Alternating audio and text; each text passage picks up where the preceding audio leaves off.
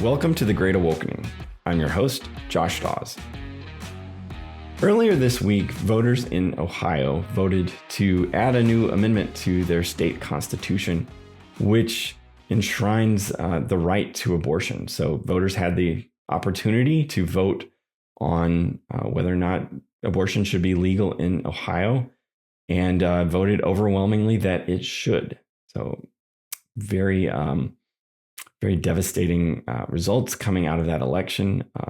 The margins of victory were rather discouraging. And as I looked at the numbers coming in, I just couldn't help but wonder where was the church in this? Why weren't we able to mobilize enough Christian voters to oppose this and to prevent this amendment from passing? And so I wanted to have someone on who is there in Ohio on the ground, who is able to give us kind of a lay of the land, and tell us what went down, what went wrong, why the church didn't show up. So my guest today is Austin Beigel. He is the president of End Abortion Ohio.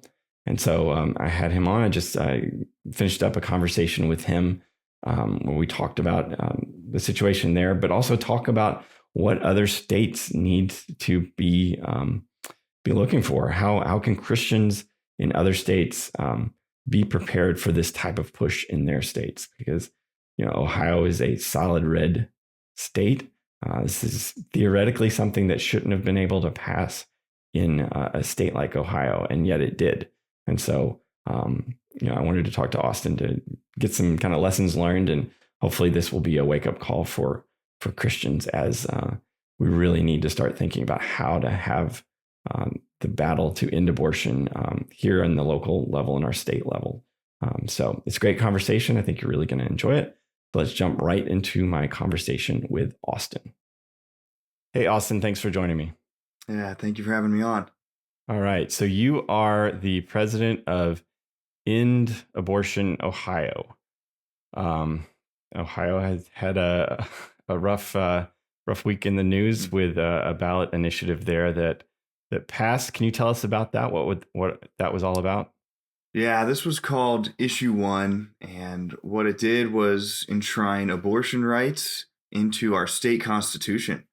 So beyond just a regular law that would allow abortion through all 9 months, this is now a fundamental right of Ohioans, according to our state government, at least.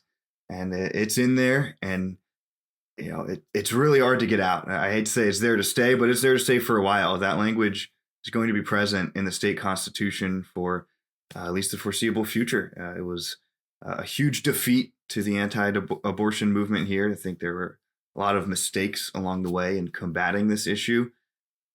But yeah, that's what happened here just this week. And one of the scariest things is Ohio is a very red state in our state legislature. I mean, we've got Republican supermajority House, Senate, executive branch, judicial branch. Like, it's conservative. Aside from a few big cities, it's a very rural state, pretty Republican. And they were able to understand that they couldn't do an abortion law. But if we do get a huge general population vote and rely on the inner city vote, yeah, we can force policies through the state constitution. So anyone not in Ohio, they're coming for your state next in 2024. I already know they have plans in Missouri and Florida and a number of others. They're going to just try and replicate what they did here in other conservative states. Yeah, so let's talk about that campaign. As I understand it, this was kind of in response to a heartbeat bill that was passed there. Is that correct? Yeah, we passed a heartbeat bill in 2019, although it wasn't enforced. It was immediately sued by a more liberal-leaning judge. And so that court case has been pending for 4 years now, and the heartbeat bill's just been sitting up there. Was sitting in front of the Supreme Court, but they didn't really want to take it with this other Issue 1 discussion going on. And now that Issue 1 has passed in Ohio, heartbeat bill's dead on arrival. It's not ever going to be enforced. Mm-hmm. And so what was, like you said, a super red state. How did they get this on the ballot? Lots of money. I mean, they had big backers in Planned Parenthood and ACLU, and really Ohio's constitution has a process where citizens are able to directly amend the state constitution. Wow. If you get a number of signatures, so it's around 500,000 signatures you need across the state, which at the end of the day, you can just hire companies to do all that if you have enough money. Mm-hmm. There's certainly 500,000 people in all of Ohio who would want abortion through all 9 months. And so they paid a ton of signature gathering companies to gather those signatures, get it on the ballot. They paid the legal teams to draft the language that would work. And it went on the ballot. And Ohio tried to do a separate ballot to raise the constitutional threshold from 50 to 60% majority to kind of prevent what was coming this November, this last week. And that failed as well. And so it was just a number of failure after failure. And a lot of people seemed just totally helpless to stop anything that happened here. And now we have one of the worst abortion laws in the entire country, which is pretty astonishing for a generally conservative Midwest state. Yeah. I mean, it's certainly a bit of a wake up call, hopefully to the rest of the country, that this is not, you can't just rest on your laurels and, your supposedly red state. The enemies of life are very active and very organized, and they are not afraid to get political, unlike Christians seem to be. What was the opposition to this? What did it look like there, and why do you think it failed to stop this? Yeah, you had a lot of Ohio pro-life organizations team up with some national organizations, and they formed together under a new banner called Protect Women Ohio, and that name was chosen very specifically to not address the baby. They received a lot of marketing advice that said you have to get the moderates here, and you need to use messaging that's not too pro-life, not gonna use the word preborn in baby. You just want to be like really moderate sounding. And so the decision was made to use marketing language around parental rights. This is talking about a parent's right to consent to an abortion, rather than addressing the abortion itself. They tried to tie in the transgender issue into it as well, even though the amendment was called reproductive decisions, including abortion. So it's right there in the title that it was about abortion. But the pro-life movement just ran from any discussion about abortion, and they went to all these secondary and tertiary issues and tried some really milquetoast and moderate language, and the strategy proved to be absolutely ineffective. It was didn't get churches involved. It didn't even get like the most conservative voters involved. It didn't resonate with anybody really. The people they were trying to appeal to with this, I'll be frank with it, this garbage messaging, it didn't even appeal to them. They just saw straight through it. It was marketing gabagoo. Like, it was just ridiculous. It was embarrassing and ridiculous. And I hope that the sacrifice that has been made in Ohio now is a wake-up call to other states. Do not do what we did here. I wasn't a part of that. We tried to protest some of those decisions, but big organizations all partnered under it. Well, you mentioned the church, and when I saw the results coming in and just the margins by which this passed, my instant thought was like, where was the church? Why? It's just baffling to me that we're not able to show up for issues like this. Where was the church during all of this? Yeah, I was doing thousands of doors, me and my team going door to door talking to voters, but in general, what you would see is the Christian church did get a little more involved than they typically have on abortion, but what that looked like was maybe a Facebook post from a pastor, or a very brief mention that was in a sermon or something in Sunday morning, maybe the weekend before the vote. That was the typical church response that it would be. On the other side, you have pastors in Columbus and in Cincinnati and downtown Cleveland, very, very openly pro-abortion. They have been going door to door, excuse me, for 3 months on this issue, taking every news interview they could find. And so you even have these pastors on the other side of the issue being very, very politically active, and they made a huge difference. Whereas what I would consider faithful Christian pastors, in general, the response obviously wasn't enough to defeat this, and it should have been. Yeah. I mean, on the one hand, I'm sympathetic to pastors who don't want to turn their pulpits into just another political platform.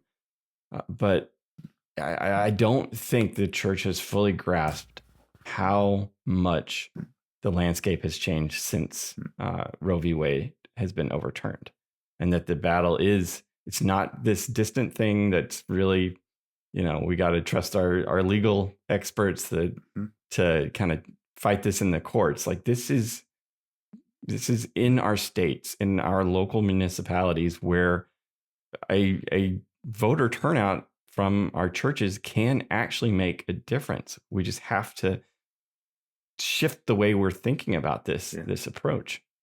Yeah, I disagreed with the Dobbs decision itself to send the issue back to the states. I think it should have gone a step farther and rightly declared the personhood of the preborn and say, it's not a state's issue. Preborn people are people.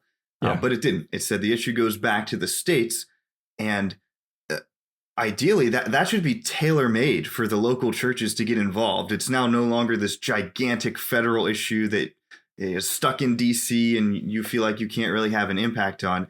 It is a state-to-state battle, especially in Ohio, where the capital is right in the center of the state, and everywhere in the state's only 2 hours away from it. Like it's a really easy area to make a big political impact, a Christian impact on the state through our civil government, and to fight these issues in a way that would honor God.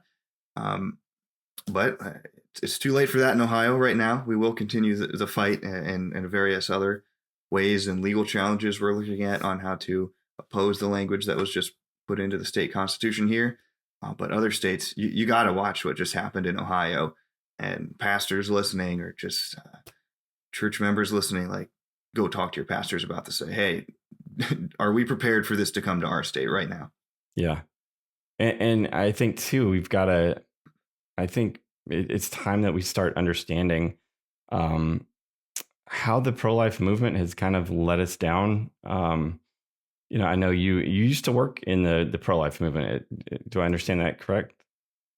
Yeah, I did. I saw a picture of an abortion when I was in high school. I started working with pro-life organizations and went on full time. I fundraised as a missionary, and I did it for years on end, working inside there.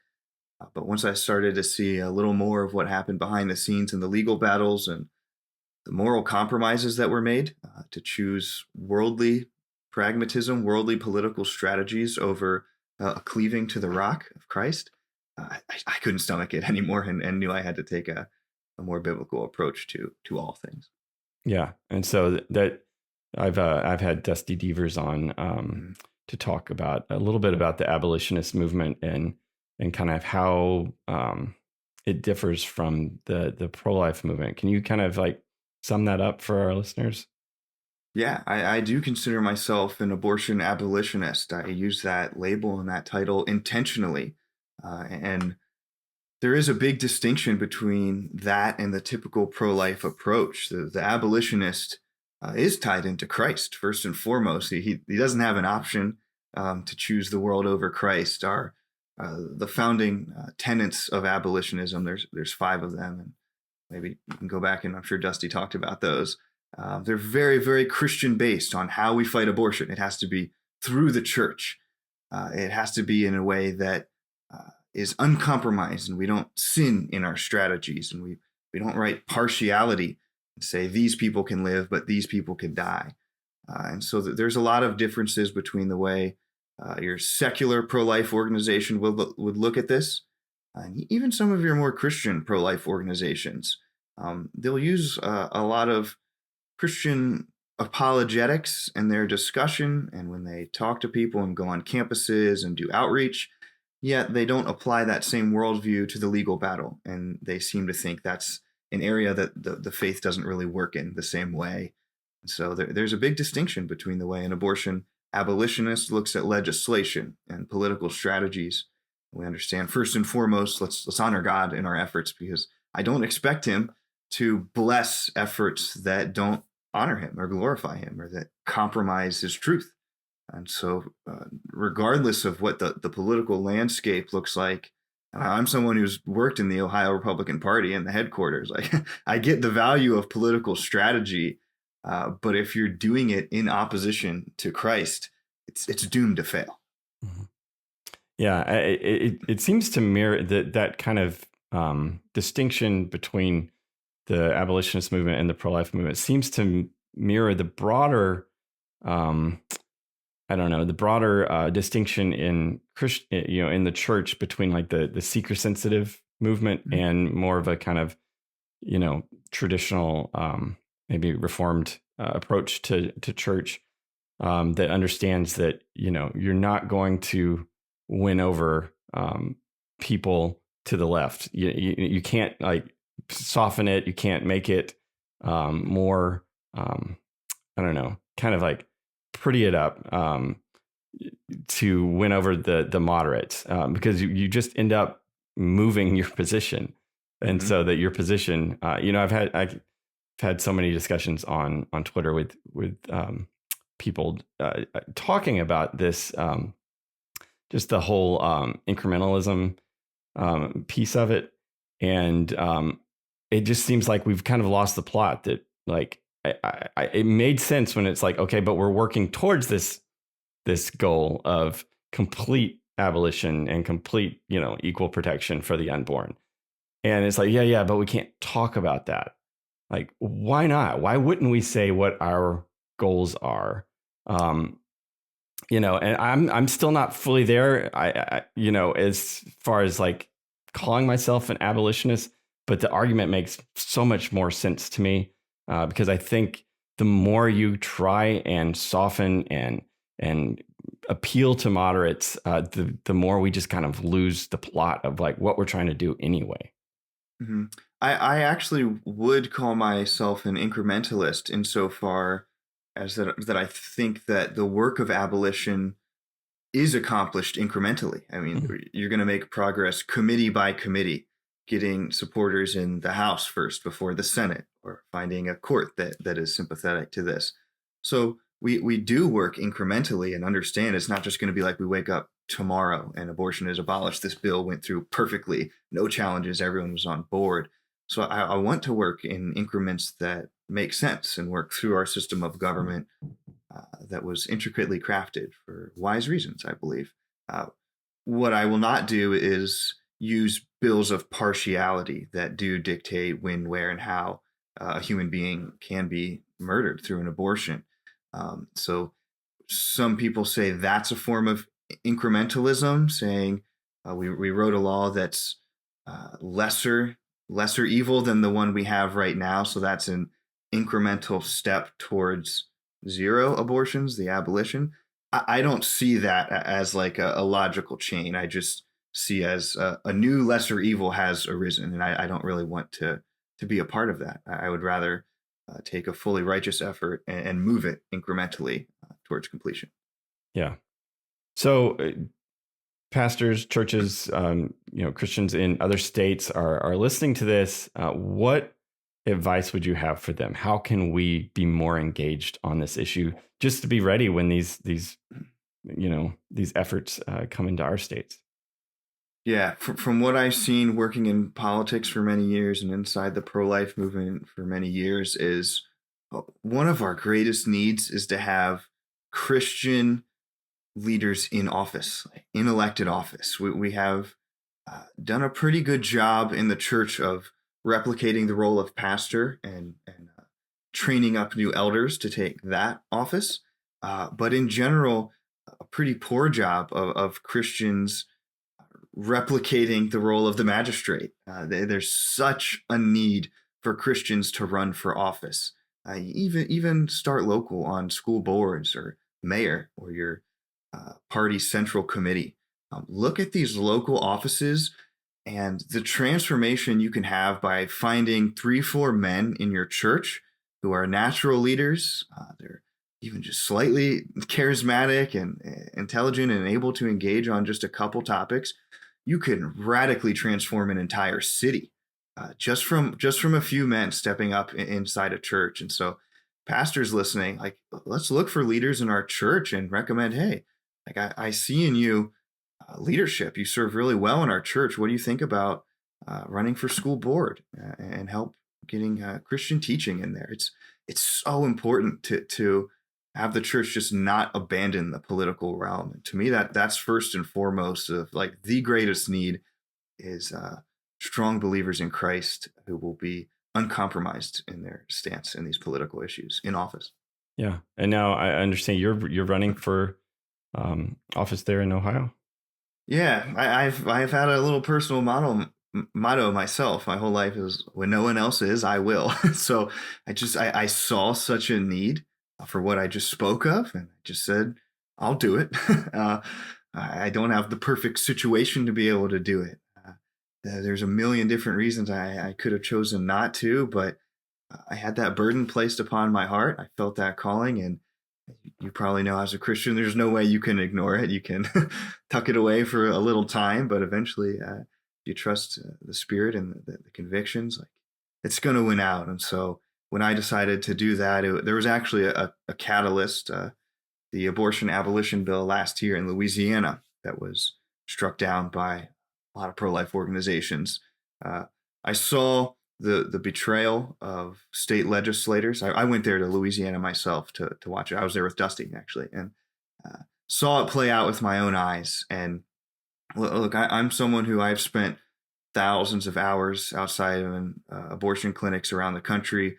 I've seen a lot of evil things happen, but the wickedness that I felt from watching that betrayal from the state legislators on that issue, I mean, it hit me like a truck, like nothing I'd ever experienced. The political corruption and the evil that I saw take place there, it really shook me to my core. After 10 years of doing anti-abortion work, it was something I really caught me off guard. And I went and I prayed. The rest of that day, I went out into a park and I just prayed there in Baton Rouge, Louisiana. And I said, Lord, like, how do we respond to this? What do we need? And a lot of different things just culminated into me pursuing that public office. And so I'm running right now in the Ohio House of Representatives, District 73, which is Fairfield County, just southeast of Columbus. So trying to bring Christian worldview into this office and bring the light of Christ into the State House. That's awesome. And now it seems like a lot of churches, maybe before Roe v. Wade was overturned, they would kind of support crisis pregnancy centers, and that kind of like check that box if we're doing something for, we know we need to be doing something for this issue. So here, give a little money. We'll send some. We'll do like a, clothing drive or something at Christmas and call it done. Is that sufficient? Do churches need to do more? And what can we be doing just on the ground? You mentioned, standing outside of abortion clinics. How do churches get involved in that kind of work as well? Yeah, the charity, of course, is wonderful and necessary to help people in those situations. The reality is they're pretty few and far between, though. Like it's not like there's a huge gap of like churches aren't helping in this area. We need churches to step up. It's wonderful when we can contribute in those areas. But the greatest need in Ohio, where 57 babies per day being led into the abortion clinics and not coming back out, being murdered by the people within. And so we needed a real direct response. I spent many a day outside the abortion clinic, the only one there. It's downtown Columbus. It's one of the biggest ones in the state. There were no churches present whatsoever. And when there would be, it would most often be Catholic churches. And so I would love to see more churches, especially in Ohio right now, where we do have these horrendous abortion laws now. It's going to get pretty grim, and we need people standing there always, like every day, every hour of the day. There needs to be people of the church ready to rescue those babies and offer adoption and care and everything needed to rescue that baby, everything in our power that we can do. Also, just connecting with the people already in office. So find who your state legislator is, your representative, your state senator. Find your party, even your Republican Party leadership. Start bringing one person before them. Come back with 2 people, with 3 people, and show that, like, look, we need real moral conviction and people who won't compromise in these positions. Uh, Educate them, bring the gospel before them. My organization, End Abortion Ohio, we're primarily a lobbyist organization right now, in that we speak to the state legislators, and we bring our Bibles in every time, and we open up with scripture, and we ask the question as soon as we sit down. You say, "Who is Lord?" And you can gauge the conversation from there. Either the person's like, "What? Like, why are you asking me that?" Or if they respond with, God or Jesus. These legislators are just very normal people. A lot of them were even just appointed to the position by somebody in power. You shouldn't be intimidated by going to speak to our magistrates in office right now. It should be a very natural thing where you can feel comfortable just to reach out and go have these really open and honest conversations with them. It's shouldn't have this weird tension of, oh, it's an elected official. They're so prestigious and all this. They're supposed to be a servant, like in democracy, of course, in our constitutional republic, that's what they're supposed to be. But also, according to Scripture, it says the magistrate is a servant of God, and so there should be a very humble relationship between us and them. And the church needs to be the prominent figures speaking to these people, not these interest groups persuading them and pulling them towards the world. Yeah. So what would you say to someone who says politics is all rigged? It's all a foregone conclusion. There is no these people aren't influenceable. How would you answer those sort of objections? Well, they're just not true whatsoever. I've seen amazing change just from End Abortion Ohio being involved in this process. We really only started doing this work for about the last year. And every single state legislator now knows what abolition is. Like, they know there's an organization of abolitionists. We've done rallies outside the state house. They know the bill we're trying to do. And that's just 1 year of 5 men involved in End Abortion Ohio doing this. If you had dozens of churches sending 5 men each to these people, it would radically change the state. I mean, you'll go in to speak with them, and there's really no one there. Like, it is a very uncommon thing to be locally engaged in politics. And I'll tell you what happens in your House district, your Senate district, is so much more important than who is the U.S. president. Like, national politics just are dwarfed by how important local politics are. And so maybe you have some of those perceptions based upon news you've seen of national events. And I'm not saying try and schedule a meeting with your Washington, D.C. representative or try and walk in the U.S. senator's door. I'm saying start local. Like, go talk to your mayor, who I promise you knows the state representative and has influence over him. Start finding what churches these people go to and really engaging with the local community. These issues are so local, and leadership starts local. Nice. So what would you say to let's deal with some other objections. Okay, I'm off of Twitter right now, but I've been trying to kind of read some of the responses to this bill passing, or this it's a proposition. And it seems like there was a lot of reluctance to, we don't want to be too harsh on the women. Like, we've got to think about the women, and if we're going to love them in Christ, then we've got to be careful what sort of things we support, because that's going to be read.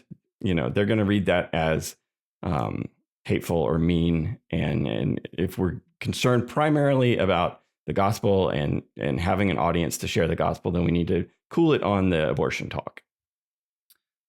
Yeah, it's at the end of the day, we don't treat the gospel message the same way, or we shouldn't. Like, we shouldn't say that the gospel is too hard to hear, that you are a sinner bound to eternity in hell, that your unrepentant heart hates God. and that he is justified in punishing you for all of your crimes against him. That's not an enjoyable message, really, initially for an unsaved person to hear. But you don't just leave them with the understanding of the harshness or the penalty and the justice over it. You also present to them the other side, the love of Christ and the incredible work that he has done to make us right before God and be that pardon for our sins. And so we understand the gospel message. There are some hard truths in it, but at the end of the day, it's a beautiful message. And when we talk about the anti-abortion argument as well, yeah, there are some very harsh truths in there that a huge chunk of this country has been complicit in murdering babies. Like, that's just reality. They have committed the sin of murder, though they might not have ever been legally charged with murder before God. They are murderers and have committed that sin. But again, you don't just say that and walk away. You say, abortion is murder, but there is forgiveness in Jesus Christ. And if you hide away from that initial harsh message, they're not going to understand the beauty of the second half of that. Just like with the gospel, you can't teach someone about salvation without teaching them about sin and having them understand that they are guilty. It's the same thing with abortion. It is an issue of the heart, even in the political realm. You're not, as we saw, the horribly ineffective messaging just recently in Ohio that tried to avoid the issue of the heart and make it very, very secular and appeal to non-Christians. Entirely ineffective of addressing the question of abortion. So you need to go in there with truth and with love, as Scripture commands us to, in addressing any issue at all. But you can't just take away parts of the messaging that are difficult to have conversations about. I believe there's a Martin Luther quote about that. Like, if you intentionally leave out the most difficult issue of the day right now that is related to the gospel, like you're removing the entire gospel from them. You can't just intentionally forget that and think it's going to honor God or be effective in any way. Yeah, that is such an important point, because the reality of it is it's because of so many millions murdered. That is, if people, especially people who've had abortions, to accept that, to accept our position that is murder, it's devastating. Like, it's no wonder that people don't want to believe that, and they're so motivated to get out and vote for things like this that reaffirm their belief that they're fine. Yep.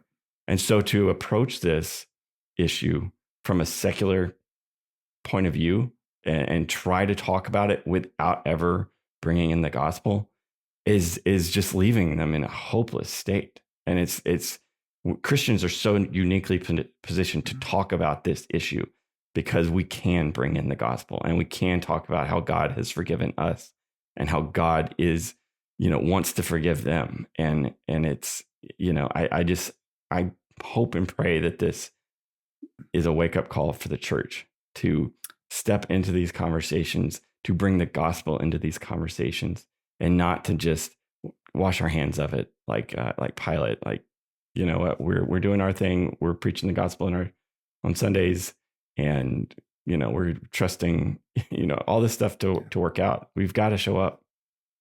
Yeah, and I promise you that type of honest messaging is so effective. I have had women come with me to talk to state legislators who share their story. They say, hey, now I had an abortion 20 years ago.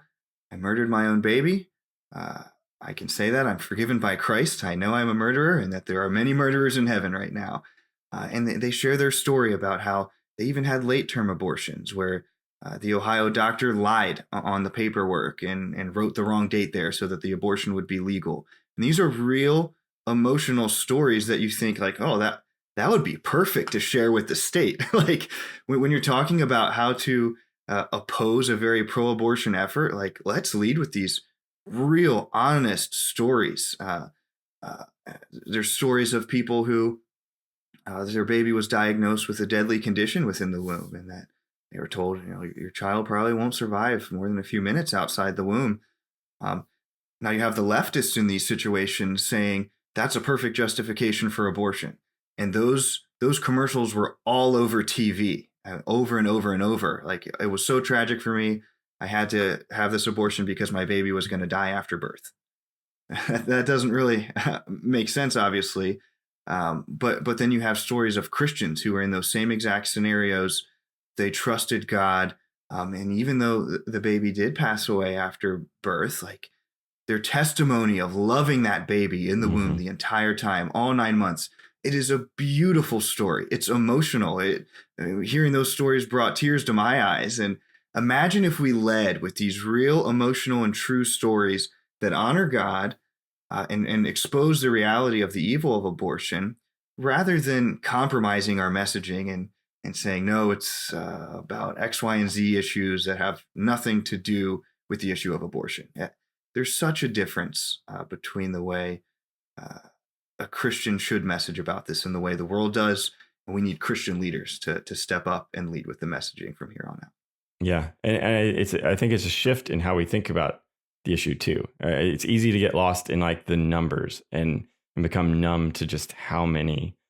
But it's when you're involved with this and you start thinking about it in stories like that, of like, this is affecting, this woman, and it affected her this way, or this is my story, and this is, or, my mom chose life and now I'm here. It's like these personal stories, when we, begin to think about this in a way that humanizes it and doesn't just, abstract it as this massive problem that is too big for us to handle. We've got to start, really focusing and sharing those stories. And to do that, we've got to know those stories. We've got to be engaged and involved on a one-on-one basis with people wherever they're at in this journey. Yeah. And the messaging that was going out the last few weeks from Protect Women Ohio was, whether you're pro-life or pro-choice, issue 1 just goes too far. Or issue 1 isn't a black and white issue. We can come to agree on something in the middle. Like, the long-term damage you do to your voter base, especially when you, as the pro-life organization that most people by default trust, they see, hey, they're leading the charge against issue 1. The average person says, oh, they must be like pretty reliable on this stuff. And then when they're telling you that issue 1 isn't a black and white issue and that there's room for compromise in the middle somewhere, and that even go to their Twitter account, it says, Ohio's current reasonable abortion laws won't change if we vote no. Current reasonable abortion laws was their exact quote. And that's 22-week abortions in Ohio. Like, that's already very, very late-term abortions. And not even that they're worse late-term. They're as bad in the first week as they are in the 30th week. But the mental distortion they've done to Ohio voters, and the damage you've done teaching them that late-term abortions are morally worse, and that maybe there is a compromise. Like, my favorite pro-life organization said we can find compromise. Like, it's not good. It's terrible. Lots of long-term damage. So definitely avoid anything that is just goes against the truth. Trust God with the truth at the end of the day. Yeah. Well, it's been a tough week. I thank you so much for what you're doing there. I wish you all of God's blessings for your upcoming election. And I hope we can get many more like you into office. So as not to leave our, my listeners with a black pill. It's been such a hard week. What is something that in the midst of this darkness that is giving you hope right now? Yeah, tons of hope right now. First of all, I choose joy in Jesus Christ rather than despair. So while I feel sadness and I am mourning over the state that I love, I choose joy because I know that Jesus Christ is still king and he has a plan, and that what man has intended for evil through issue 1, that God will mean it for good. I've seen a lot of people wake up over this. My hope is that nationwide, people can look at Ohio as a warning sign, that wake-up call, that very evil people are coming to do the same thing in your state. So be prepared to start paying attention to these issues, and that even in Ohio, hope is not lost.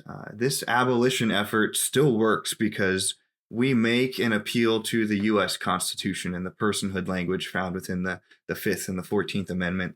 So we're working with state legislators right now to create that personhood challenge and actually say that the Ohio Constitution now stands against the U.S. Constitution. And so even when it seems very dark, all hope is not lost because the truth still reigns. Like, I know preborn human beings are wonderfully made by God and they deserve equal protection. So that argument will always exist. And ultimately, that truth will trump anything that man says they can do. And so we're going to keep pressing forward with this truth and these legal efforts to change the dynamic of Ohio. And I hope next time the church is more involved. Excellent. Well, thank you so much for everything you're doing there. Thank you, Josh. That's our show for today. Big thanks to Austin Beigel for joining me for this conversation. There'll be links in the show notes where you can find some of his work, or if you'd like to connect with him on Twitter. I hope this episode has been encouraging to you. I know I've just been heavy all week, just seeing the results out of Ohio and feeling very almost like it's hopeless that the country is so far gone that there's nothing we can do. But after this conversation with Austin, I feel reinvigorated to be more involved, that it's not a hopeless cause, that God works on behalf of the oppressed. And there's no one more oppressed in our country today than the unborn. And I want to be on their side. I want to be working on their behalf. I think it's time for the church to show up. We're not living in the world of Roe v. Wade anymore. This is not just a legal battle far off at the nation's capital and the Supreme Court. This is a legislative, ground fight that in our local context, we can make a huge difference by showing up, by mobilizing voters. And I think it's time for the church to stop worrying about being political and to really step into this conversation, step into this battle for the unborn, and to do it with the gospel and not half measures, not compromises or pragmatism, but to show up and to really help our country, help our fellow citizens recognize the horrors that have been going on right under our noses for far too long. And so I just hope this episode lights a fire in you the way it has in me, and that you'll go back and seriously pray about what you can do to work towards the end of abortion in this country. So if you found this helpful, please share it with a friend. Like and subscribe on YouTube so that you don't miss future content. Ratings and reviews over at Apple Podcasts are always appreciated. And until next time, I will see you soon.